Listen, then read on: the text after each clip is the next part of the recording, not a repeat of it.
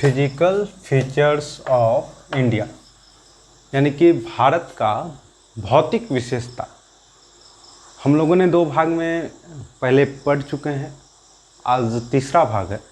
पहले के भाग में जैसे एक किस रूप में भारत का जो आज की अवस्थितियाँ हैं उसका निर्माण हुआ, तो पहले एक लार्ज डिप्रेशंस हुआ करती थी और उसमें दो लैंडमास के टकराने से संचलन होने से मोरदार पर्वत का निर्माण हुआ। और फिर जो भी मुख्य रूप से नदी की धारा है, सिंधु नदी, साथ ही साथ गंगा और ब्रह्मपुत्र, इनके इरोजनल प्रोसेस से, डिपोजिशनल प्रोसेसेस से एक विस्तृत मैदानी भाग का निर्माण हुआ। तो इन सब चीज़ों के बारे में पढ़ा, साथ ही physical division of India, Bharat का जो फिजिकल डिवीज़न किया गया, तो वह कुल 6 भाग में डिवीज़न किया गया था, जिसमें कि आपको पहला था द हिमालयन माउंटेन, साथ ही द नॉर्दर्न प्लेन्स यानी कि उत्तर का मैदान, peninsular plateau, Indian desert, coastal plains and the islands. तो इससे पार्ट 2 में हम लोगों ने हिमालय पर्वत श्रेणी के बारे में विस्तृत रूप से अध्ययन किया। आज हम लोग पढ़ाई करेंगे the northern plains, the great plain of north India, यानी कि उत्तर भारत का जो विशाल मैदान है उसके बारे में। अगर इसकी लोकेशन देखें तो ये 23.1 डिग्री नॉर्थ, 23.1 डिग्री नॉर्थ, यह ट्रॉपिक ऑफ कैंसर लाइन है, कर्क रेखा। ठीक इसके ऊपर आपको और जो यहाँ माउंटेनियस रीजन हैं, उत्तर पश्चिम भाग, उत्तर भाग और पूर्वी भाग, इनके बीच का हिस्सा आपको ये प्लेन्स एरियाज हैं, the great plain of north India. अगर इसकी उत्पत्ति की बारे में हम लोगों ने बात कर लिया है कि जैसा कि जियोसिंक्लाइंस, यानी कि एक बहुत बड़ा गहरा क्षेत्र हुआ करता था, उसमें फिर नदियों द्वारा लाए गए गाद मलबे के द्वारा जो डिपोजिशन हुआ, उससे यह विस्तृत मैदान का निर्माण हुआ है। अगर regional division of the plains की बात करें तो ये राजस्थान प्लेन्स हैं, पंजाब हरियाणा प्लेन है, upper Ganga plain, middle Ganga plain, lower Ganga plain और ब्रह्मपुत्रा प्लेन। यह क्षेत्र बहुत ही उपजाऊ क्षेत्र है। एक मेजर पॉपुलेशन जो है भारत का, वह इसी मैदानी इलाकाओं में निवास करता है। साथ ही कृषि पेटी भारत का यही क्षेत्र है, मैदानी इलाका।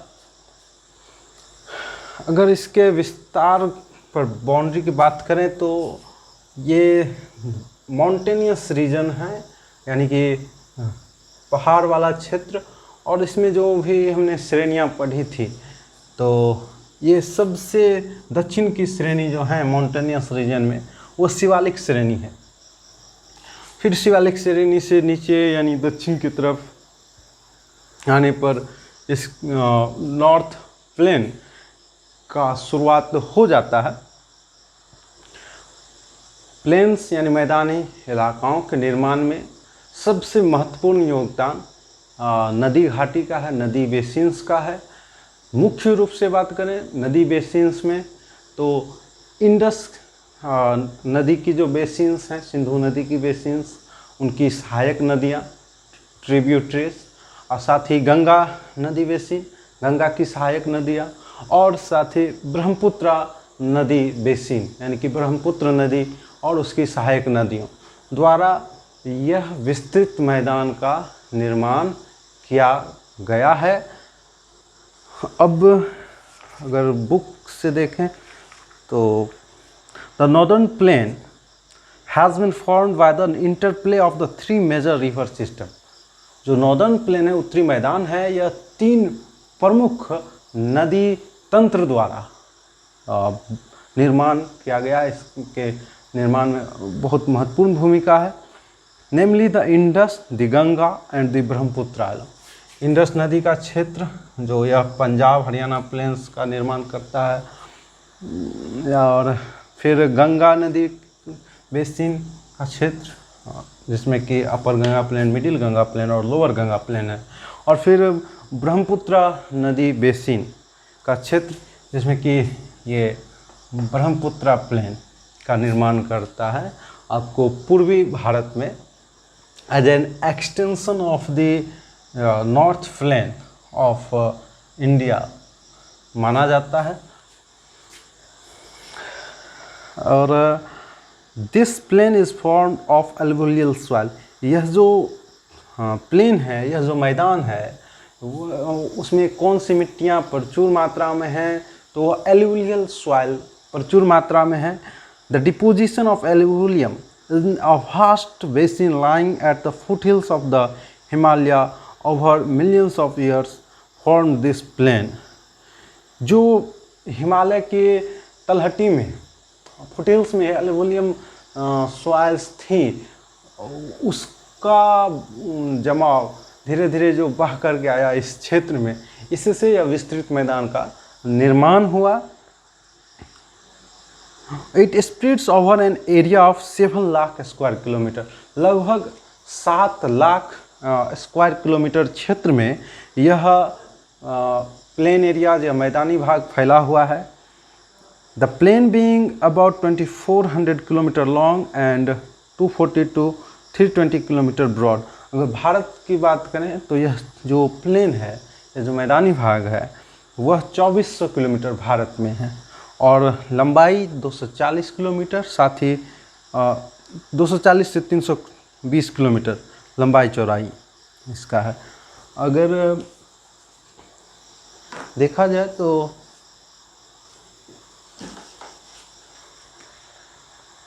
with a rich soil cover combined with adequate water supply and favorable climate, it is agriculturally a productive part of India. यहाँ के जो मौसम की दशाएं हैं, जो क्लाइमेट है, वह फेवरेबल है फॉर एग्रीकल्चर एंड और रिच सॉइल कवर। मौसम की दशाओं और मिट्टियों के बनावट इतनी अच्छी है कि इसे भारत का एग्रीकल्चरली प्रोडक्टिव पार्ट माना गया है।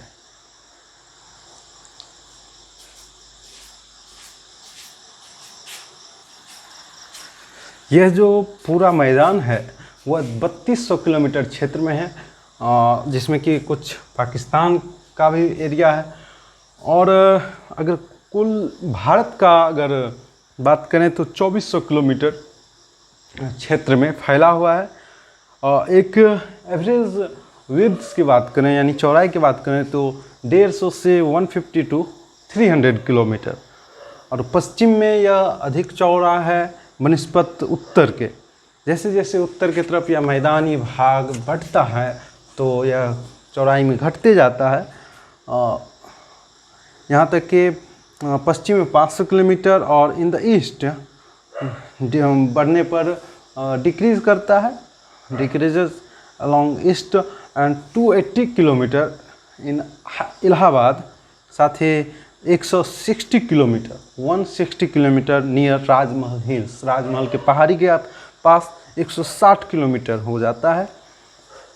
फिर वेस्ट बंगाल में यह 460 किलोमीटर का दायरा में फैला हुआ है, but narrows down in Assam. Assam के तरफ जब बढ़ता है यह प्लेन एरिया, तो वहाँ नैरोज डाउन यानी कि सकरा हो जाता है, यानी कि 60 से 80 किलोमीटर। कुल एरिया की बात करें तो 7.8 लाख स्क्वायर किलोमीटर है। It is an aggradational plain form by the depositional work of major river system. यह एग्राडेशनल प्लेन है और निर्मित हुआ है महत्वपूर्ण नदी तंत्र द्वारा, Indus, Ganga and the Brahmaputra.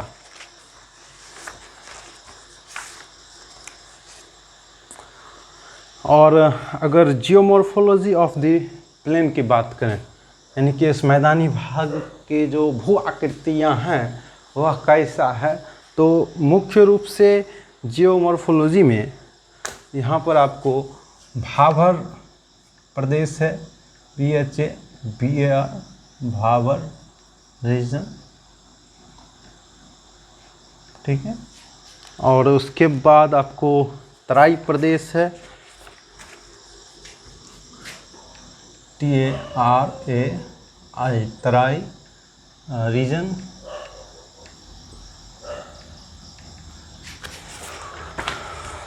And after that Terai region के बाद आपको भांगर प्रदेश यानी कि ओल्ड एल्वुलियम का क्षेत्र, भांगर, BHANGR भांगर, और उसी को बांगर क्षेत्र कहा जाता है, और बांगर। एक नंबर भाबर क्षेत्र, दूसरा तराई क्षेत्र, और तीसरा द भांगर, और चौथा खादर क्षेत्र, दी खादर।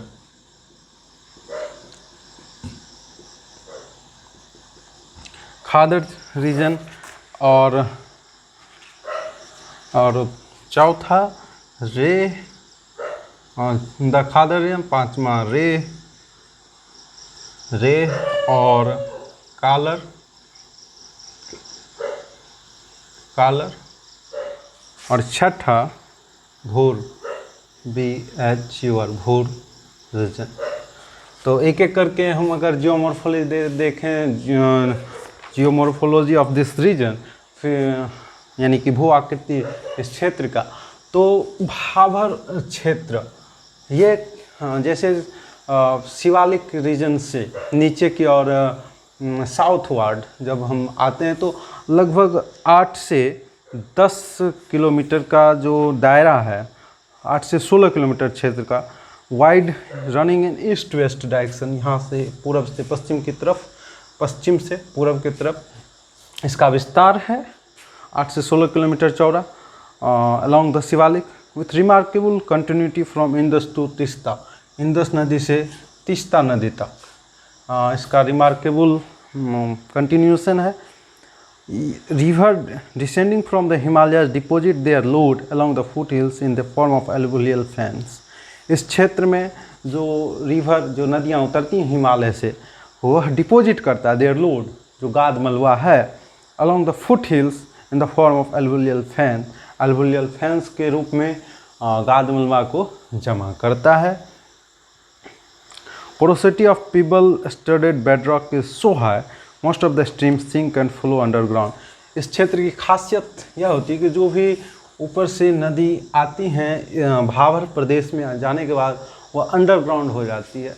इतना पोरोसिटी हाई रहता है कि ऊपर से देखने में लगेगा कि यहाँ नदी नहीं है, लेकिन वह जो उसका चैनल है वह नीचे 8 से 10 किलोमीटर के दायरा में वह सिंक कर जाता है, नीचे से बहती है,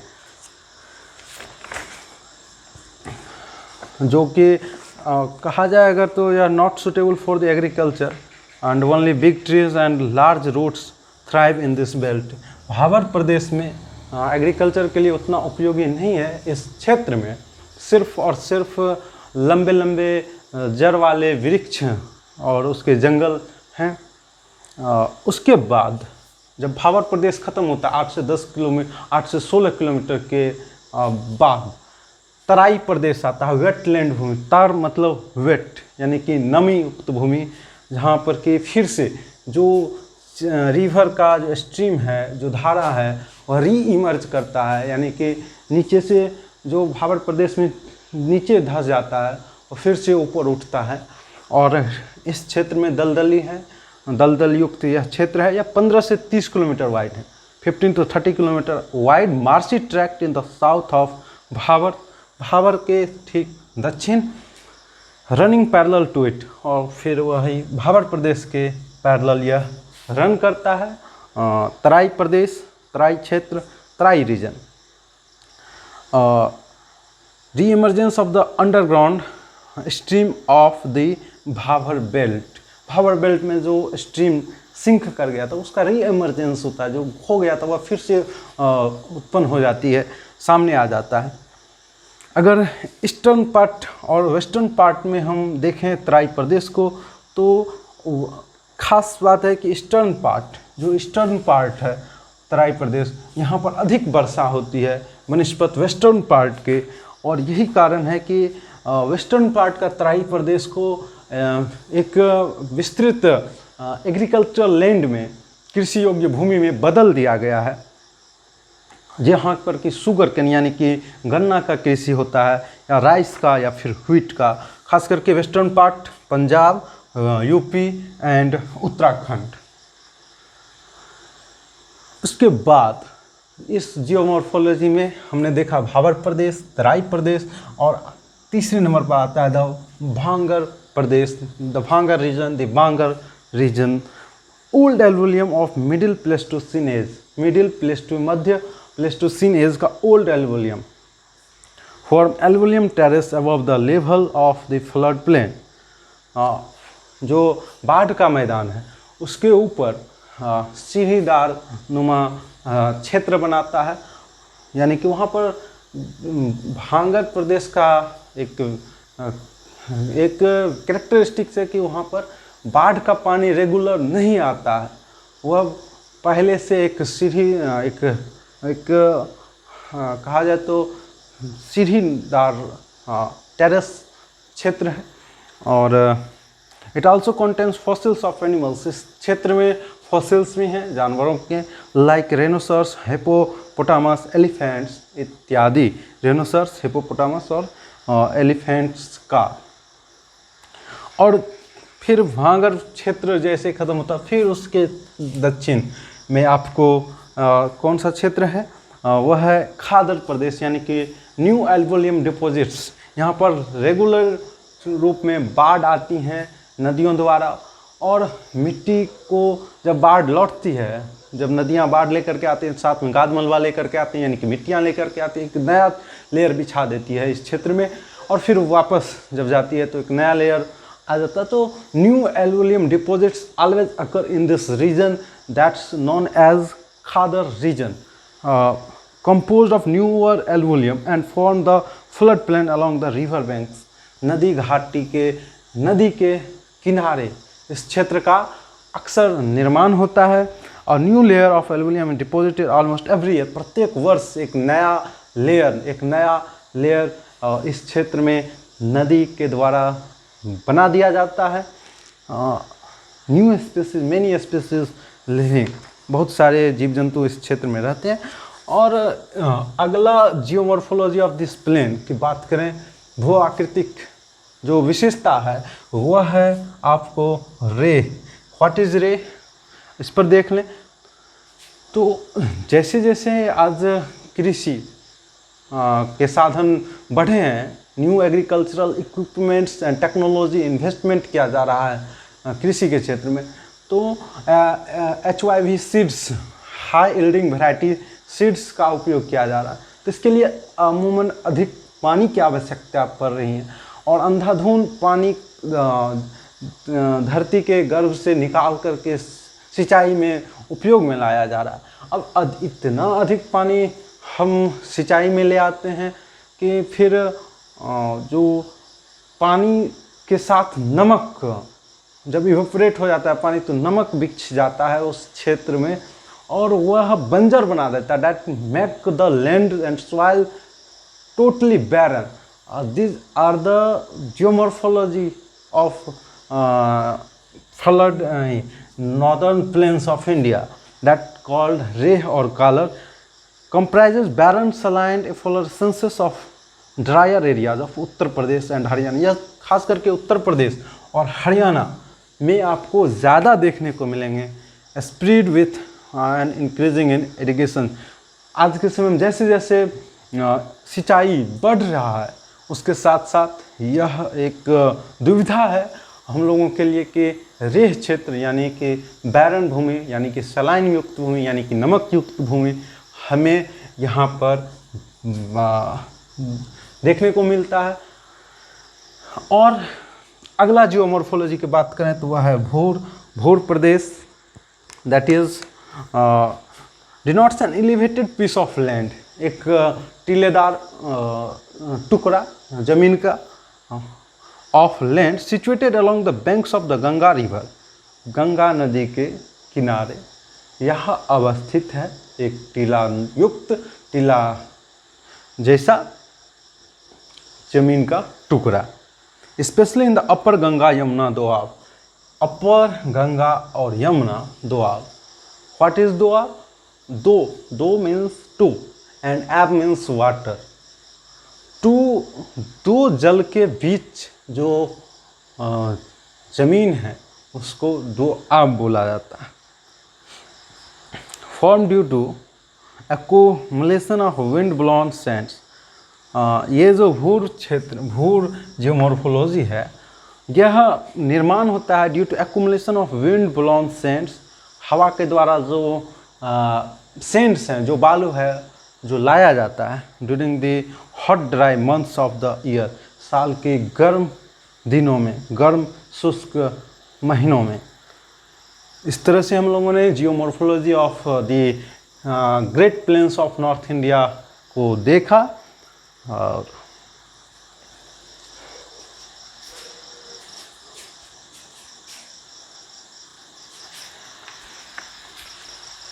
the rivers coming from northern mountains, जो उत्तरी हिमालय के द्वारा जो नदियाँ आती हैं, are involve in depositional work, वे डिपोजिशनल वर्क में संलग्न रहता है।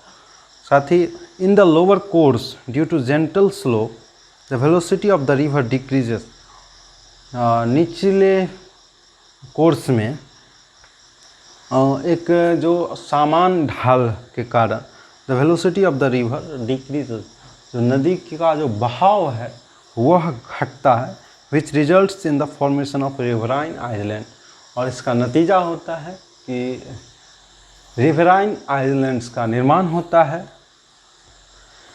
वेरी वेरी इम्पोर्टेंट अगर बात करें तो Majuli in the Brahmaputra river is the largest inhabited riverine island in the world. विश्व में अगर सबसे बड़ा नदी द्वीप की बात करें तो वह माजुली द्वीप है, जो ब्रह्मपुत्र नदी द्वारा बनाया जाता है।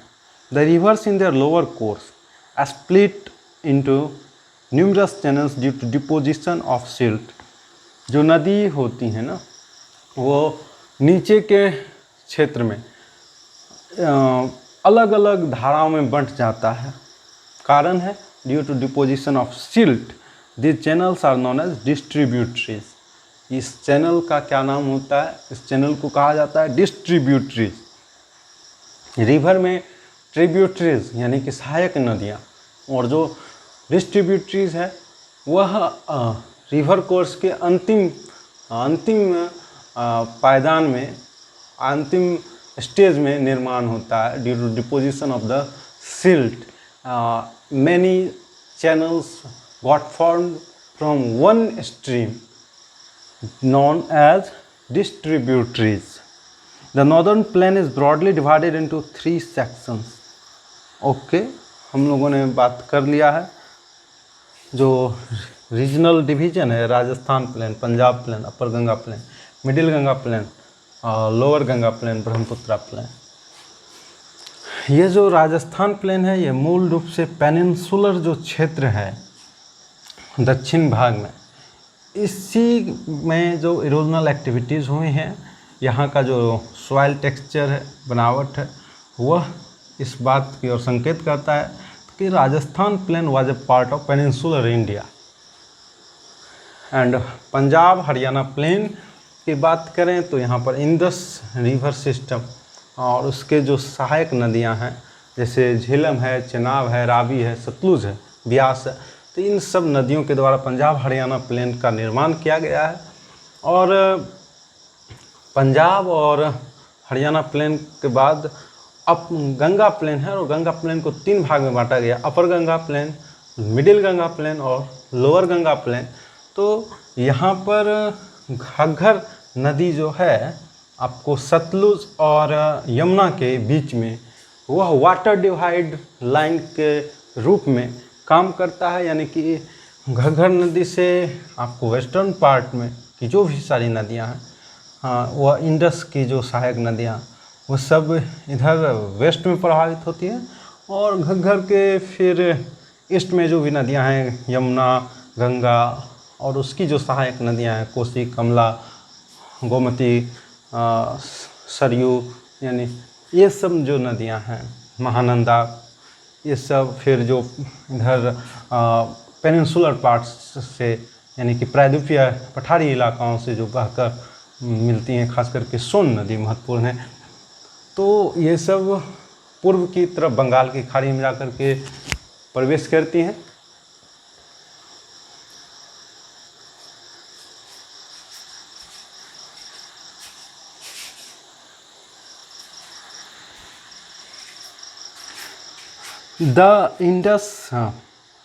The northern plains is broadly divided into 3 sections. जो उत्तरी मैदान है वो 3 प्रमुख भागों में बांटा गया है, 3 भाग में। The western part of the northern plain is refer to as Punjab plain. जो पश्चिमी भाग है नॉर्दर्न प्लेन का, उत्तरी मैदान का, वह पंजाब प्लेन्स हैं। साथ ही formed by the Indus and its tributaries. जो इंडस नदी है, सिंधु नदी है और उसकी सहायक नदियाँ हैं।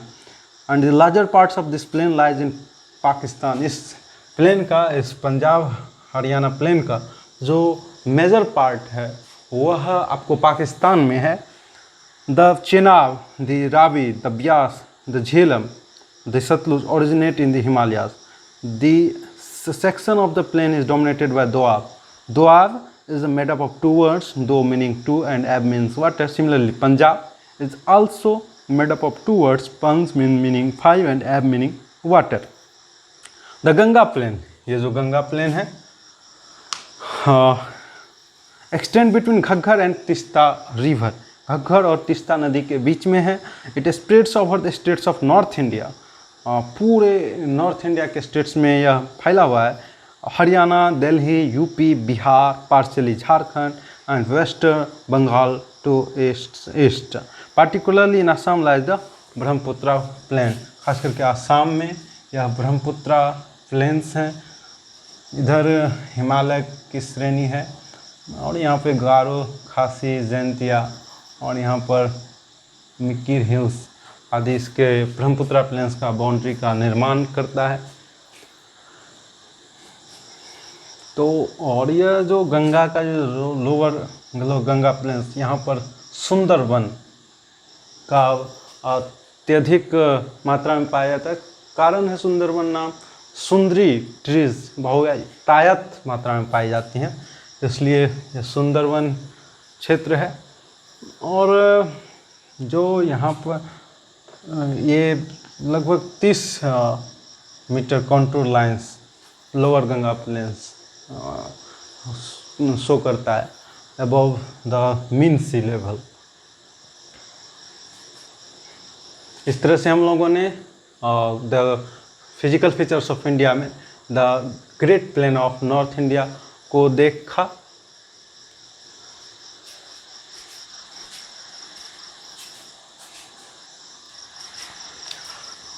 The great plains of north India, जो उत्तर भारत का जो विस्तृत मैदानी भाग है, यहाँ मुख्य रूप से इंडस रिवर और गंगा रिवर और ब्रह्मपुत्रा रिवर सिस्टम से बना हुआ है। और ये जो इनकी जो भी नदियाँ हैं वह जल प्राप्त कहाँ से करता है, तो वह प्राप्त करता है ग्लेशियर्स से, और through out the year flow करते रहता है। और यहाँ पर जो लो लाइंग एरियाज़ हैं, जो नदी के घाटी के आसपास के क्षेत्र, वहाँ पर बाढ़, flood is frequent in the monsoon season and rainy season. और इन कारणों से विस्थापन, घर निर्माण करने के बाद भी लोगों को अपना बसाव स्थल अलग रखना पड़ता है, अलग फिर से बनाना पड़ता है। उजरना और बसना और रिवर के आसपास के जो भी क्षेत्र हैं वह एक नियति है। और साथ ही इस क्षेत्र में की विशेषता यह भी है कि यह उपजाऊ पेटी है भारत का। और फिर आपको उपजाऊ पेटी होने के साथ यहाँ पर धान, गेहूँ और शुगर कैन, फिर आपको स्लो लैंड एरियाज़ में जूट, ये सब मुख्य फसल हैं। और इस तरह से हम लोगों ने great plains of north India यानी कि भारत का जो उत्तर भारत का जो विस्तृत मैदान है उसके बारे में चर्चा किया।